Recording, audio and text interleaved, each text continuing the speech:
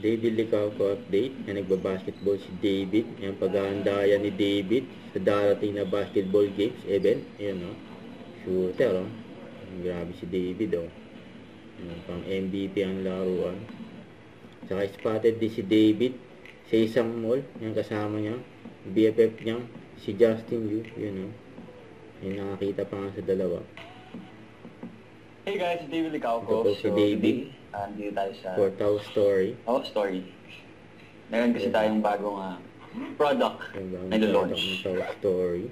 Actually, launch na pala siya. Today. Yeah. Ako lang talaga yung pinaka-swerte na nabigyan na itong care package. Wow, Plant-based. Na chill. May smiley pa.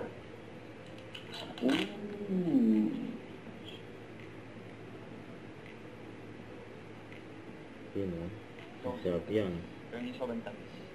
Saktong sweet na. Pagbigay na ng honest review. Titikman na nga ni David. Bagong product ng Tower Story. Yun o. Kung gusto niyo ng super sweet, medyo marami na rin ito. Sakto na talaga. Ako may sakto na gusto ko. Alam mo natin. So meron na siya sago actually. Ano na siya? Tinikman na nga ni David. Try mo na to? Yes. Ikaw, try mo na? Yes. Hello, pa naman ako yung first. Nakaka-try. Pero grabe sa atin. It tastes super healthy. And at the same time, masarap siya.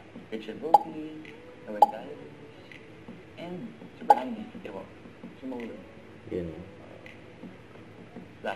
Last na. So guys, it's David Licauco for the Hot Story. Plant-based, shield taho.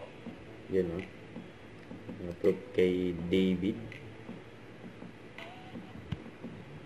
Don't forget to subscribe, click the notification bell for more update. This is Richard Action Vlog. Stay tuned for more videos. See ya.